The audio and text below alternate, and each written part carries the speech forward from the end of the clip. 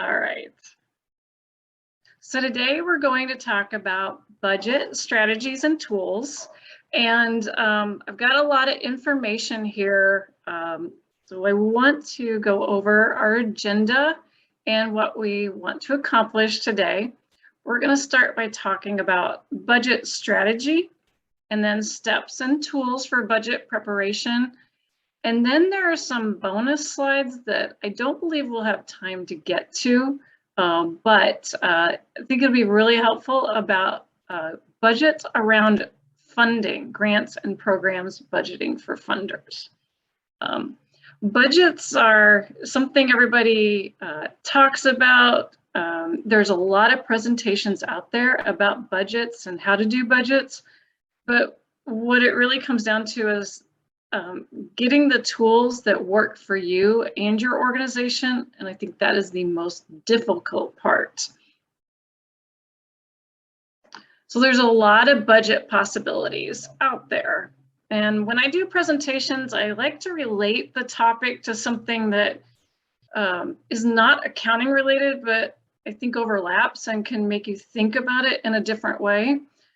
So I have a picture of Martha Stewart's cookbook library, which I love cookbooks. I could spend hours looking through cookbooks, exploring cookbooks. A lot of them I will never attempt the recipes because they're so hard, and some I just don't like. And I feel like budgets are very similar. There's so many choices out there, you don't know where to start. So you have to really look at a lot of different things before you start your budget process. So the first part of this conversation is about strategies and planning. So you may not want to just jump in and be the Julia Child and do French cooking. You may be more like cook for beginners. And although this analogy, I thought maybe that's not right for budgeting because we are not cooking the books. We're just relating it to cookbooks. But you have to think about what's right for your organization. And my tip is spend the time to plan your process. So you can't just whip out a budget in a day, and you have to really think about how much time it's going to take and plan. Just like painting a room or doing a recipe, you have to read through and understand what your process is going to be, or you're going to miss something, or it's going to turn out not the way you wanted it. So think about the life cycle of your budget process. Have you never had a budget before? Do you have the same budget process that's really solidified and runs like clockwork every year? That's how you can enhance your budget process if it's something set and running smoothly, or if you're just starting, you don't want to jump in and probably do like the budget breakdown by function and month and 5 years. I mean, you've got to start small and get bigger. Then you have to look at your capacity. A lot of organizations are very small organizations. You're doing a million other jobs. So what is your capacity to do a budget? Because people may be requesting, like the board, like a really detailed budget by month for 5 years, and you really have to reconcile that with your capacity to get the data and to produce those results. And speaking of data, resources is a big thing too. Is the data that you need for your budgeting there? Is it good data? What do you need? Who do you need it from? So for example, our accounting, I love our chart of accounts. The accounting's great. We don't have any problems. I can get all the data I need out of QuickBooks. Or, wow, we're just getting started and we have a lot of cleanup to do, so that data is not really going to inform. Or we're going to change the way we do our operations, or COVID hit. Some of those resources will change over time. Another thing to consider is who's on your team, who's on your budget team. This is not a solo activity, and you can't crank it out on a Saturday afternoon while you're watching a ball game. It needs to be more than one, because this is for the organization as a whole. And it can be other team members, it can be a committee, it can be a board member, but more than one person to help you pull together scenarios and make sure there are checks and balances. As I'm thinking, there's so much that's in Excel when you're doing budget. You definitely want someone to check your Excel, right? And then what support and training do you need to efficiently prepare a timely budget presentation? You're our clients, and we can help you pull things from QuickBooks or give you guidance. So even an hour of our time may be worth so much more in the long run and give you value that maybe you can sleep a little better at night knowing that you're getting some guidance from Support Kansas City. Do you have a process? And we'll talk more about this. There's a lot of resources out there that tell you how to do the budget. Like I said, you need to find the best one for you, but have a process and writing that process down so that it's kind of a living thing that every year you can go, okay, in August we do this, in December we do this. Having a timeline is key. Does it align with budget policy? Do you have a budget policy about the timeline and who's involved? So if you don't have a budget policy, start, ask us for some suggestions or tools or resources.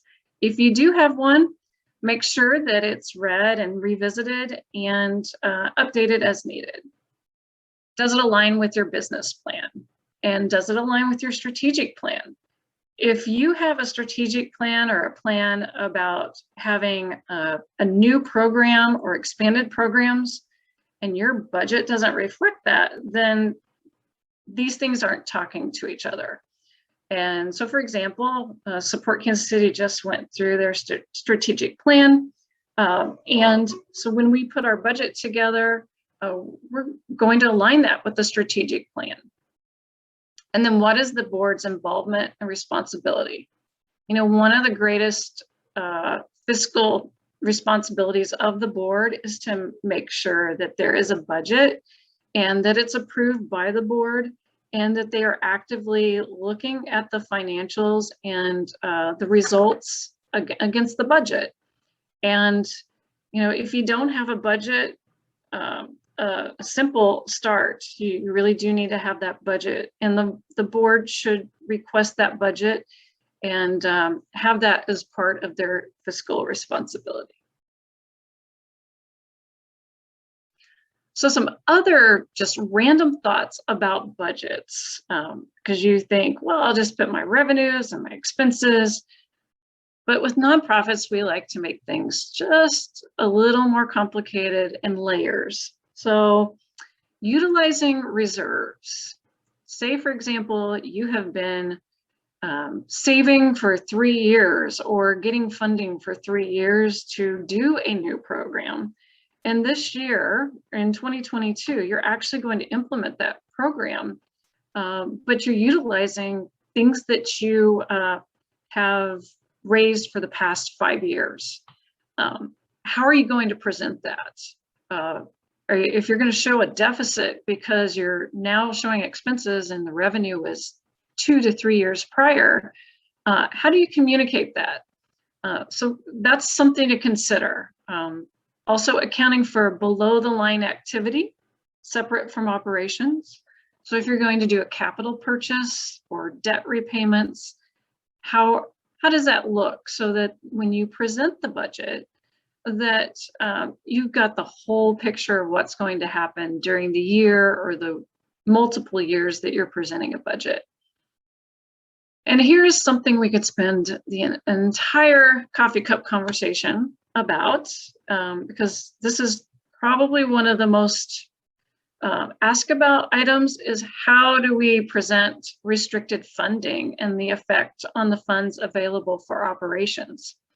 When you have a budget as a whole, There's a lot of things in there. There's restricted funds, unrestricted funds, fees for service, and all those revenue sources are covering expenses, but maybe some of that restricted funding source is covering expenses next year, or doesn't cover all the current expenses, but it looks like it does. So we have a lot of conversations, and that's not something that one size fits all. That is a great conversation with your board, with Support Kansas City, about how to best present how your funding is covering your expenses. One thing to consider also is if you have a lot of seasonal activity and you're well along in the life cycle of your budgeting process, to reflect your budget by month, and to maybe then incorporate some cash flow implications.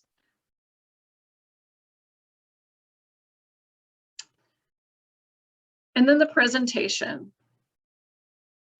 It's much like how you do present food on a plate. The numbers do tell a story, and if you put a budget together that people don't really understand or can't read, then you're likely not to utilize that as a working document. Some scenarios are adopting a surplus budget versus a break-even budget. There's a lot of myths out there about how nonprofits should always have a break-even budget, and that is not true.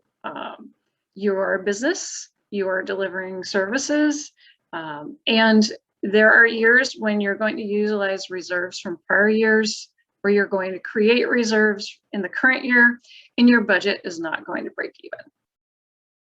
And if it doesn't break even, then you have to be able to show how you're using like a deficit budget. How are you using cash reserves? How you're investing in your organizational capacity. And sometimes you are ending the year at a loss. And a lot of times with grants, you have to explain that. But there is a lot more than the numbers, and being able to explain the thinking and assumptions behind that. Another item is, will your budget be cash or accrual?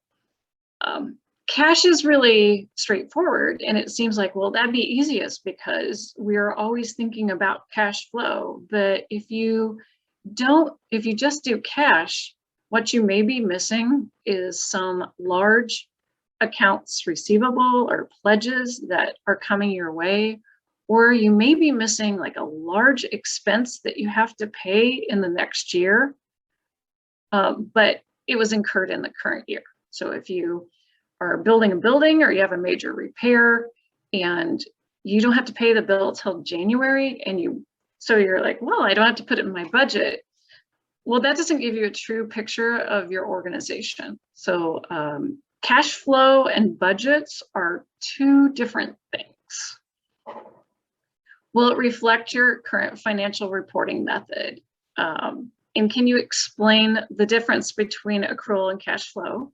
And that's when, if you are trying to explain it, you can call your accountant and they can help you walk through that as well.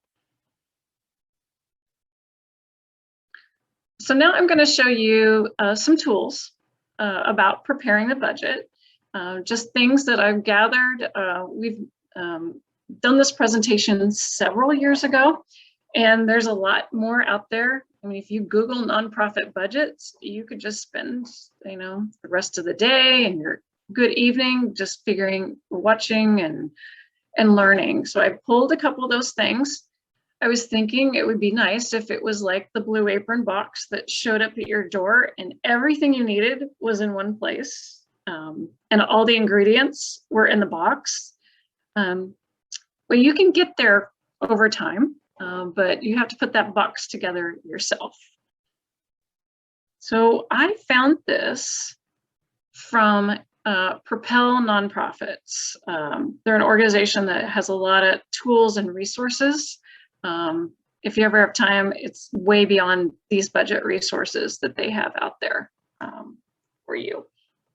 But this is a great 10-step budget checklist, and I'm going to walk through this, and then I'm going to open up the resources that I have saved, just to give you a feel for some of the tools that I've used or our clients have used over time. So I'm sure you all have heard about what a budget is. And they're saying the budget should begin at least 3 months before the end of the fiscal year to ensure the budget is approved by the board of directors before the start of the new year. So that number one, determine a timeline, is so key. And this is if you have a fiscal year end, and guess what? It is time to start determining that timeline. And when you have that written down and the board knows it, it's your accountability buddy, right? That you know that you have to start it and you cannot be putting that off. So set that target date for board approval. Allow time for each step for review and discussion. As I said, you're going to need someone to help you check, your math. You're going to bring in multiple people along the process. So you're going to have some drafts and back and forth. So you can't just start it on a Monday and have it by a Friday. And then approve it before the beginning of the fiscal year, which, yeah, that's a slam dunk. Unless you're like, I'm very busy. And when are we going to have our board meeting? And we only meet every other month, or we meet every quarter. So sometimes you have to back it up and prepare your budget 4 months ahead of time because of your schedule. Many organizations are approving budgets in February and March, and they have a December year end. So that's why it's key to determine your timeline early and to have it set for future years. The second one is agree on your goals. And that's really sitting down and take that strategic plan and the financial goals. Our strategic plan, we have certain financial goals. We have programmatic items in our strategic plan. So all of those things should be, brought out and talked about before numbers even come into play. And then prioritize your program delivery goals. Number 3, as I talked about, have good data and understand where you're at so that you're not just pulling numbers like you normally do every year from the past 5 years. Well, maybe with the impact of COVID, that doesn't reflect your current financial or future financial status. So really look at where you're at this year, what you think next year is going to be. This is where being an accountant is, sometimes budgets and forecasting aren't exactly our comfort zone because accountants look in the past a lot. So I can dissect what's happened and tell you why, but it makes me really nervous to do a budget and throw out all these unknowns. So that's why getting people together and bouncing ideas off each other and being able to link it to a strategic plan helps take some of the uncertainty out of beginning a budget. As I talked about in some of the strategies, assign roles and responsibilities. Do you have those assigned, or are you taking it all on yourself? You have to agree on who gets to make the decisions. I mean, we can have a lot of input from our program managers, from our fund development people, or for a really small organization, it might just be the board, but who's going to make those final decisions? And then agree on how much uncertainty can be included and how many unknowns.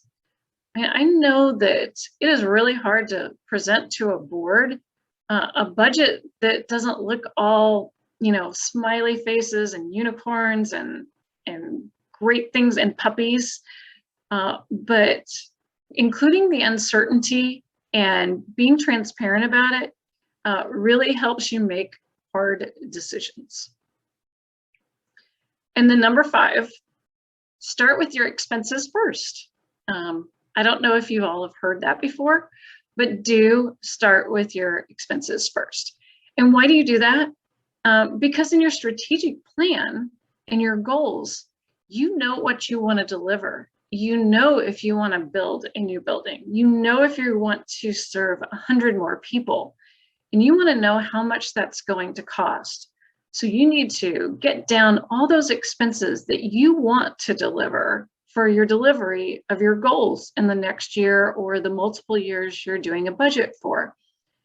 And really include all the costs that you can possibly think about, administrative costs, direct program costs, the fundraising costs that might have to be incurred, and just get all the expenses down there. And the more you can break the expenses down by, okay, these are going to be admin costs, these are going to be our fundraising costs, and these are going to be our direct program costs, will help you, because when we get to the next item, your income, you're going to see what you have to raise to deliver the expenses that you've just outlined.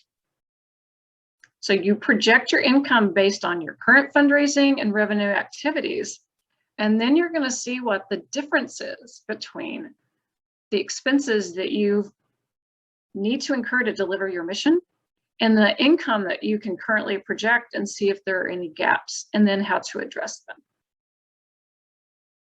Number 7 is pretty straightforward. You're going to review all of that once you pull that together, and you're always doing your check-in, that it relates back to those goals, and that nobody brought in something that wasn't on the table, right? And if they did bring something in that wasn't addressed in strategic plan or your goals, like, oh my gosh, let's open a coffee shop next year because the one down the street closed and we could use that as a program, and that's nowhere in your strategic plan or your goals, then you have to say, we might want to use our resources a different way. Review and discuss all assumptions. One thing that, you feel like it's a given, but spending time talking about how you came up with the assumptions for your numbers, like, for example, insurance. There might be an assumption that, okay, we're going to keep the same insurance provider. We assume it's going to go up by 5% or 10%. Those assumptions need to be documented. And something that when you're in presenting that draft budget and the board member said, well, how did you come up with that insurance number? You have something to refer to that says, well, we took our 5-year average and we assume that there's a 10% increase and that there's no change in coverage.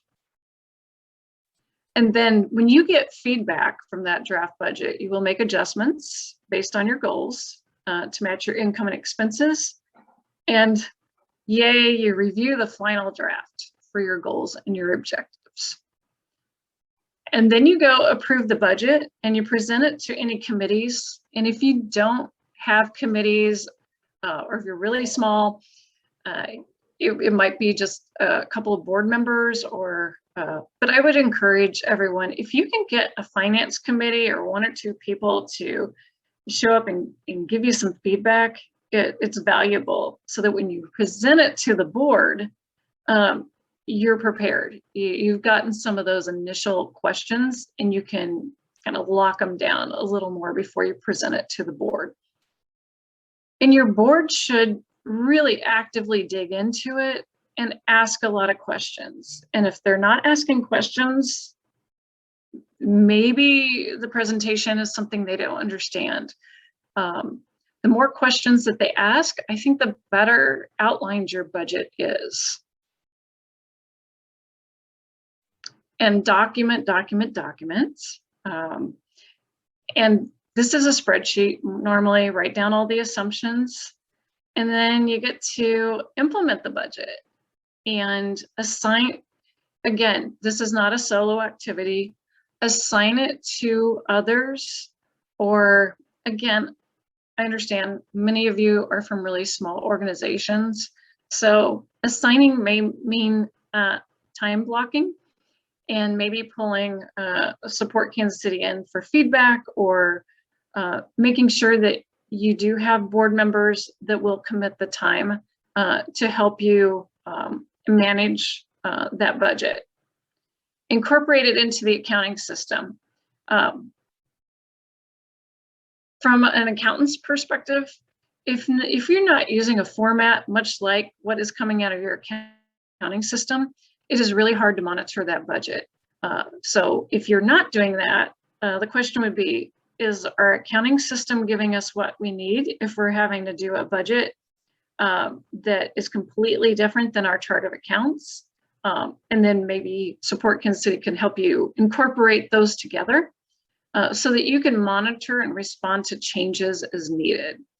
And changing the budget, just like this year with Support Kansas City, we know our budget, certain line items are not reconciling, or we understand exactly why we're not meeting our budget. You can revise your budget and have the board approve a revision throughout the year. There is nothing wrong with that. But you can also choose, and this is a group discussion, to understand that these 3 line items are off, but we're going to look forward instead of revising the budget, and we will continue to explain the variances. So this is the 10-step here, and this is in the information that we will be distributing to everyone. But I will stop here and see if there are any questions that I can answer before I click on some of the tools and resources that we use. Christy, we do have a question from chat from Classy. She says, can a percentage of staff time go under programming costs in a budget? Yes, and yes, and yes. And you can document where you're coming up with those percentages, time studies. So if you're doing a budget by program, fundraising, and administration, and with the handout that Laura, our grant writer, put together, which is supplemental, she talks a little bit about things that are straight administrative expense and then items that can also be program expense. So staff time, of course, can be program. Like our accountants, they are our program. So I allocate their time to our program expenses. I allocate a percentage of rent to program because, computer depreciation. There's a lot of things that I use a percentage, and I use the percentage of staff time that they spend on some other things like rent. So for example, if Christy's time is 80% administrative and 20% of program service, then 20% of my salary and benefits is going to show up as program service expenses. I hope that answers the question. It truly does, because I've been thinking a lot about that as a new nonprofit and how much my time and my other staff members' time is going into programs, and how do we take that picture and show the board, like, this is our operation budget, but also like a lot of that staff time. And I've been trying to figure out in my head, being new to this process, it's a little overwhelming, not being an accountant and trying to figure out how do I tell the story to make it as accurate as possible. Yeah, it is difficult, especially as you're new to the process. I would say that you come up with your overall expenses, and then you can go by line item, and we'll talk a little bit about staff time, because most organizations, the largest expense is staffing. And even if you have a small organization, you have 3 individuals, it's still probably one of the largest expenses. And like Classy, you need to kind of show them in the budget that how thinly you're stretched sometimes, right? That you can show how little goes to administration and how much time you're spending in direct program, when maybe you should be spending a little more time in administration or fundraising. And that's also a helpful way to present your budget in those categories, to kind of tell the story about, wow, we're really strapped. We only have 3 people, and look, we're delivering all these services, but this area over here is a little thin, like our administrative. And it usually is the administrative piece that suffers the most, right? When we're scarce on resources. Any other questions?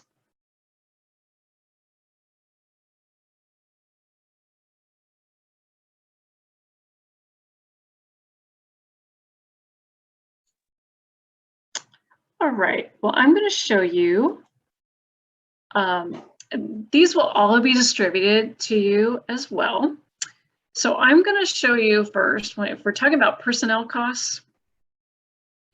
So yes, on our financials, there's one line item for personnel costs, even if it's allocated between 3 functions. But behind that line item is a whole lot of work, right?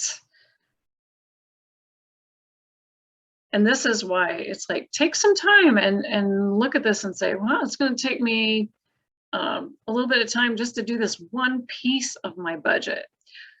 So this is an example of really digging down and looking at your positions and what the salary is going to be, what their payroll tax is going to be, benefits, and getting a total that feeds to your budget. So this could be an extra tab on your budget.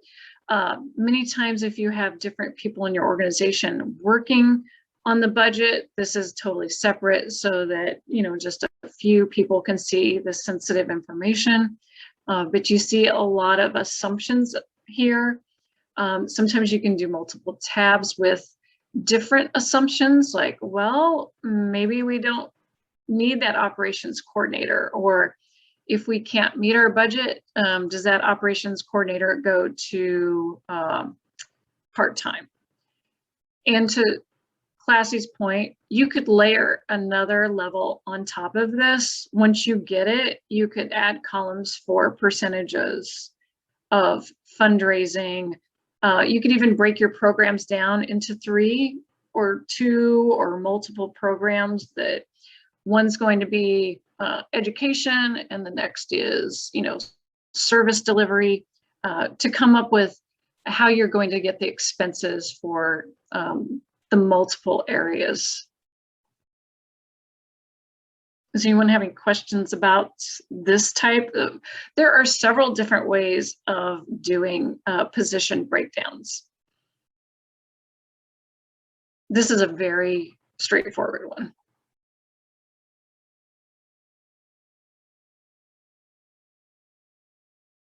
Okay.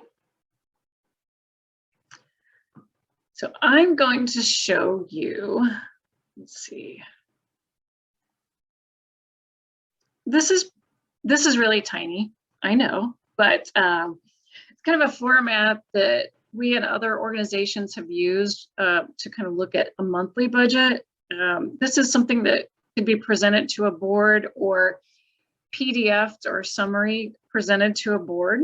Depends on if you have a finance committee or what's been vetted. The first tab is some assumptions about revenues, like the admissions based on prior years, the grant income assumptions that are used. This is all on one page. You could have assumptions for each area.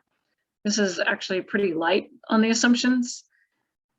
But this page here, this is just one way you could do a budget. But when I talked about how it relates to your accounting setup, as you can see, this is pretty much in maybe a QuickBooks format where the organization has exported some history from prior years and then right from QuickBooks and then started generating their budget in the 2021 in the same line items that are in the QuickBooks. And again, there can be supplemental sheets that feed into these numbers, because somebody else may be pulling together these numbers for your organization. You know, it may be your fund development, or it may be you, but you need you need to be meeting with other people and getting feedback. The income part is probably the most difficult because of the unknowns, especially who would have known? Like if you had admissions and it's 2021 or 2020, this could be, I mean, who would have guessed, right? That you're going to shut down. But you can have multiple scenarios that feed in here. And that's why it's nice to have linked spreadsheets. And if you're not comfortable with spreadsheets, or you're like, wow, this is, I mean, that's where you can ask for assistance. And like I said, an hour of like someone's time that really knows Excel and can make sure that the formulas are working correctly can save you a lot of time and pain later. But as we talked about, just really you should focus on your expenses first and get a feel for what your expenses will be. And then you drop in those revenue numbers and, oh, see, there's a large deficit here, but that could be before.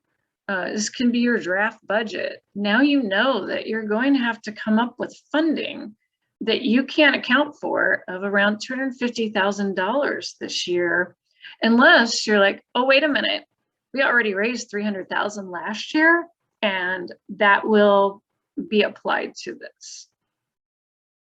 But then there's kind of a gut check over here to prior years and the difference. Again, it doesn't have to be exactly the same or aligned, but you should be able to explain, because again, people like to look at prior years and say, well, why is this different? Why did you do it this way? And what I like to do, because this is big and bulky, and I might know every line of this backwards and forwards, I like to do summaries that pull things to, I can look at a bigger picture of what is going on with the budget. So this is just one straightforward, straight out of QuickBooks, dropping in some numbers and assumptions. It doesn't speak to what Classy was talking about. You can take this budget total and then again, break it down to admin, fundraising. You can keep adding tabs. Again, why I said, make sure that you talk through all these things that you want to accomplish and make sure you have the time to accomplish them and the team that will accomplish them as well. So here's a sample budget with fund development. This is one that is fairly, it kind of shows how the revenues are going to pay for the expenses. So they had their budget, the organization did here. They have their expenses, but over here, what's going to pay for these expenses? And so you can see that they have $70,000, and this is kind of tells you, do you need to raise funding? Do you need to raise your fees? So this is a revenue source budget. You could do the same thing with your admin, direct expenses, and fundraising. See what else we have here. This is, yeah. Here's a very straightforward total agency breakdown into admin, fundraising, and 2 programs.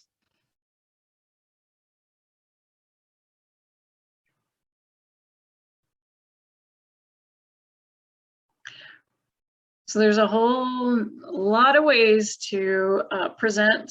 So it is very much like a recipe for success. You know, how difficult of a recipe are you going to attempt?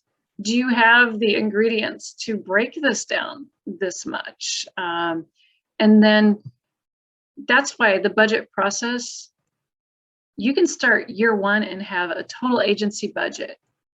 And then during that year, really think about, okay, next year, I want to be able to break it down because I need to tell the bigger story about how we're using our funds, and then continue to enhance your budget presentation.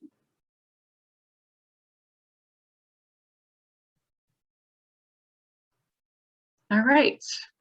Now, those are the direct budget tools that I have here. There are a couple of videos also that I have put as links, but they're not really tools. There are a couple of tools out there on the internet, and they're just basically Excel sheets with different types of formats.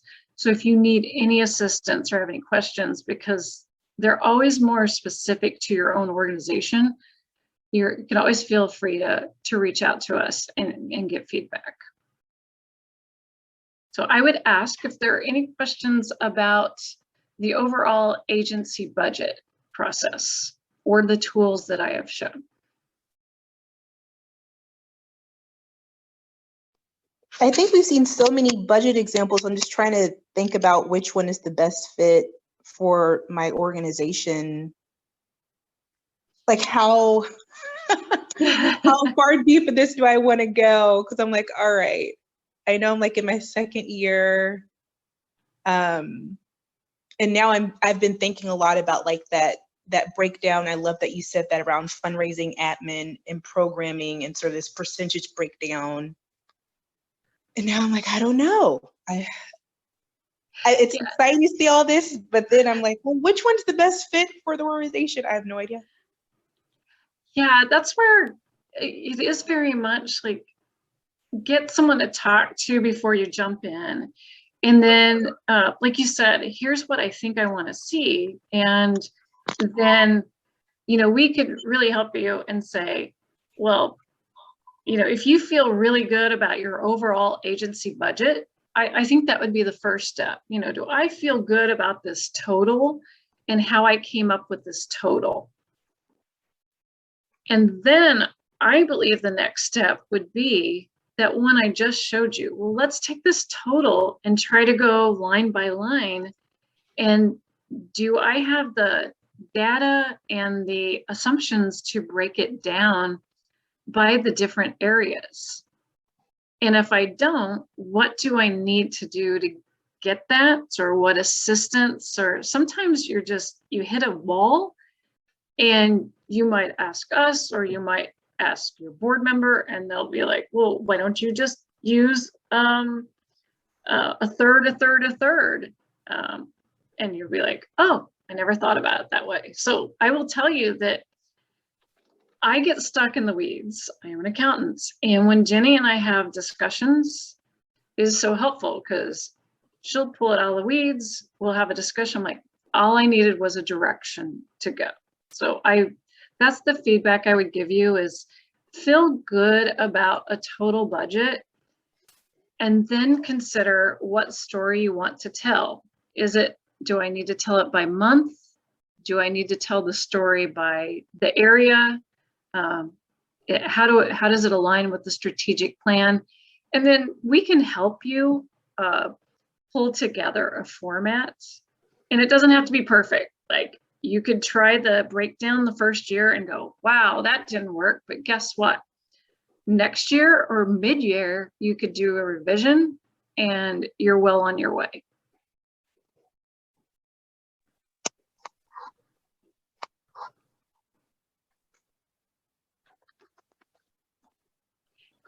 Any other questions?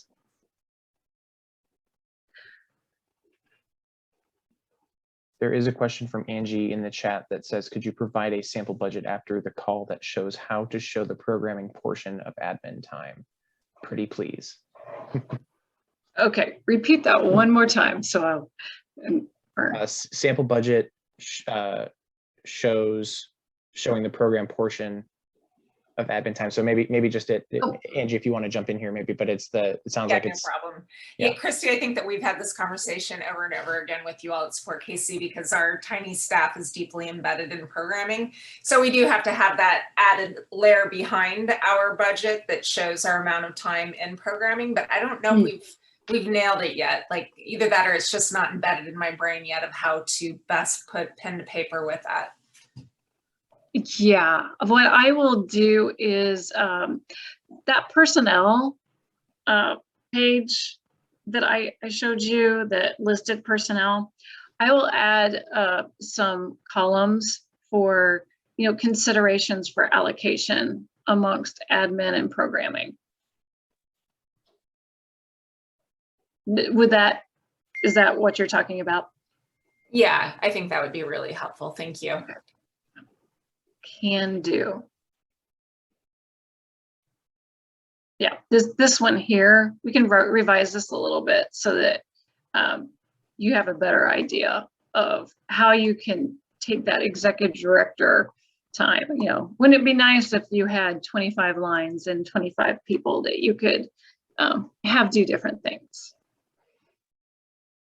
And one thing I will tell you, if you ever have questions like, okay, you're not accountants, and you're like, well, how do I come up with the payroll tax or the health insurance? Like for Support Kansas City, we know our health insurance it runs consistently a percentage each year, same percentage.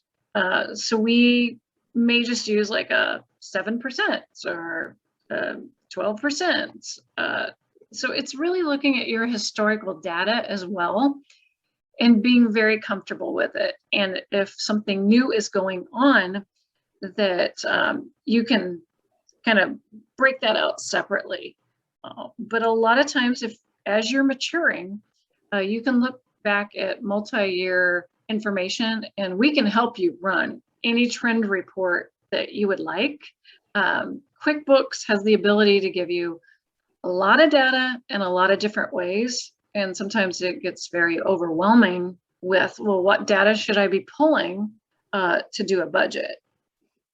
But we will add those. So I am going to flip back over to this. Just kind of run through. This is the checklist. We will distribute it, but also there is a link to Propel Nonprofits, which is a great resource site.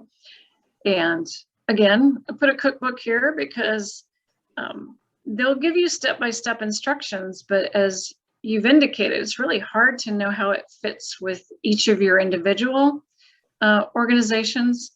So feel free to ask questions specific to your organization and reach out to us. Just a couple of tips on expenses. As I've said, use your multiple year trending to template your expenditures. Utilize the personnel worksheet to capture all personnel related costs and assumptions. Use any additional worksheets to break down detail of expenses to feed the master budget template. We do that at Support Kansas City for a lot of our technology expenses.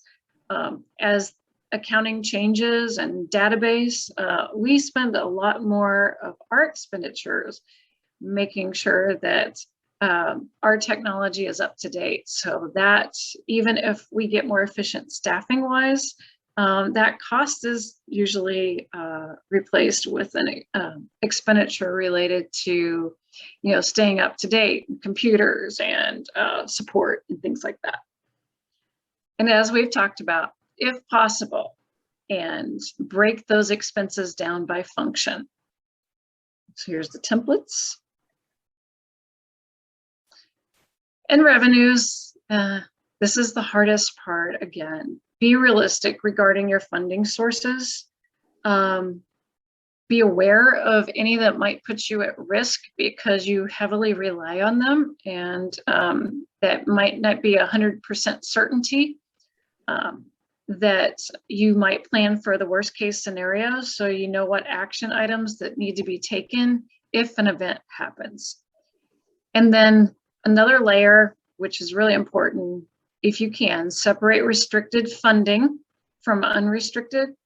And again, I could spend a whole presentation on this, but what we do at Support Kansas City is we prepare our budget on an accrual basis, and we project our fees for service. And then we project the use of our restricted funds. We project who's going to fund us, but then we have a little calculation in our budget about, well, we might get $60,000 of restricted funding, but we can only use 30,000 of it this year. Our budget shows the 60,000 being awarded, but it also just shows that we're using 30,000. It doesn't show that we're going to make 60. It shows that we're going to use the 30 so that we know, yeah, we might have an extra $30,000 in the bank, right? But we know we can't use 30,000 of it. So this piece, it is really hard to present.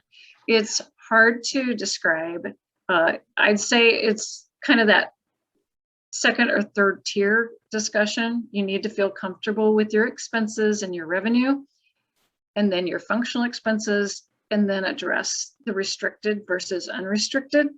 And those are all things that we can help you walk through. And last but not least, understanding your revenue streams. And yeah, you might be like, of course I understand my revenue streams. But when you're talking about revenues, do you really know, are they broken down, your revenue streams broken down so that they're easily explained? What about new revenue streams that you might be able to add into a projection? Maybe you don't do fee for service, and this year you want to start charging for certain things. Well, how much is that going to cost you? So just understanding all the revenue streams available and how you utilize them. And Julie, I think you have a question? I do. Let me lower my hand. It's not so much. It's a question. It's a couple of things, and you know, I'm feeling the pinch point of some of the other folks who are on the call because I don't know what size all the different organizations are or the complexity of people's budgets. So sometimes you don't know if you should ask a question or if it seems too specific to your own organization. So you talk about separating restricted funding from unrestricted, and I get that in the bigger scope. But an organization such as ours, where most of the grant funding we get does cover pieces and parts of our staff cost, you know, so part of what I have to make sure I do when we put budgets together for grants and I'm assigning different staff costs, that I make sure that I never go over one full time, you know, that there's not more than 100% of Julie, right, in the compilation of grants. So I don't know if I fully appreciate what you're saying by the separating of restricted funding projection from unrestricted, other than the fact of making sure that you have your unrestricted dollars can cover those costs that you incur in an organization that grant funding would not cover. I think that's what you're trying to tell us. Yes, that is. Okay. And let me drill down here a little more and show you something that I think I lost my way. And as you do that, I will say, and I don't know if this is a helpful hint or an unhelpful hint for folks on the call, what I've started to do when I present my budget to my board, and once again, I'm a smaller organization, I'm under $1 million, so I'm not talking, and I don't have a lot of, you know, a huge laundry list of different funding stream categories. But for instance, my government grants and contracts, when I put together that revenue projection, I have a separate spreadsheet of where what informs those numbers. Well, I've started to kind of color code my budget so that that number in that slot, then I have off to the side. So then when they see the budget, they'll see like an orange box, and then they'll see off to the side the orange box of the majority of where those dollars are coming from that informs that revenue. So I do that for my bigger revenue line items so that they understand like government grants and contracts, and they understand foundation grants, where those, what makes up that revenue. And then I'll do that for my expense line item outside of personnel, which is pretty straightforward. If I have other specific line items like program contract services, I'll denote what's informing that, because oftentimes if I'm in the middle of a grant, if I'm doing a grant, there's a certain amount of our personnel, but we may be like, we just, finished the housing study. So we used an outside, consultant who conducted the housing study. So I knew that year's budget, that a lot of what made up my contract program line item, services line item, was going to be going to this consultant or that contractor. And I try to do that just to make it easier for my board and easier for me to kind of remember where all my pieces parts are. So I don't know if that's helpful to people or not, but that's I think I've adapted over time. Absolutely. Color coding is very helpful. Super helpful. I've done that a lot too. So thank you for bringing that up. This example here does color code. There's right back here where there's a proposed budget of income. And so this page was the income, and this page, to your point about restricted versus unrestricted. This is just like the example you talked about, that in your expenses, you're making sure you can cover them with either unrestricted or restricted revenues. So if the administrator is making $70,000, how are you going to come up with that money and break it down by funding source? So there's, again, so many different ways of doing a budget, right? You have A, your overall organizational budget. B, you have your organizational budget broken down by functional expense. C, you have your organizational budget broken down by funding source. So there's so many layers that you can do. As I said, be very comfortable with your overall budget and then layer on top of it.